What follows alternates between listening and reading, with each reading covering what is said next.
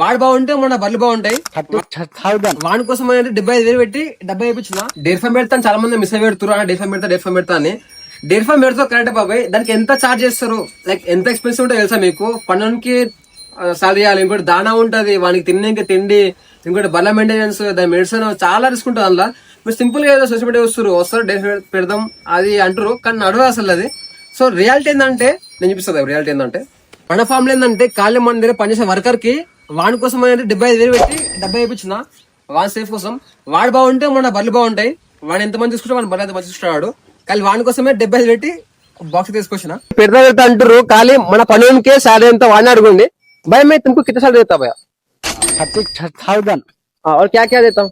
और उसके बाद बीएम हो गया, गैस, पंखे, रूम तुम सब है से सेट देते हैं. तो देखना है, कुट्टी कटना है, घास कट करना है, कुट्टी डालना है, दाना डालना है, दूध निकलना है. ఎందుకు 30 అంటే వానికి ఉన్న పని మొత్తం వాడేసుకుంటాడు. ఒక్క పని మీద మేము చేయము. 20 బళ్ళు కూడా ఒక్కటి ఎక్స్ట్రా అంటే దానికి పడుతుంది. అది పెడుతున్నా ఫామ్ పెడతానా చెప్పని అంటారు. బ్రో పెడతావు, నీకు ఇన్కమ్ ఏం చేస్తుంది దాని నుంచి? బడ్జెట్ వేసుకొస్తావు, నీకు వెనకాల బ్యాక్గ్రౌండ్ ఉందా? భూమి అమ్ముతున్నావా, లోన్ ఇస్తున్నావా? ఇంకోటి వెనకాల మేమైతే మీ వాళ్ళు సపోర్ట్ చేస్తారా? లేదంటే దింకరా? మీకు ఏమన్నా డీటెయిల్ కావాలంటే మాకైతే కామెంట్ చేసి ఇంకోటి డిఎం చేయండి. ఇంకోటి ఏమైనా కామెంట్ లాగా తెలిపండి మీకు ఏమేమి కావాలో, ఇంకోటి ఎట్లాంటి ఇన్ఫర్మేషన్ కావాలో మేము చూపిస్తాం.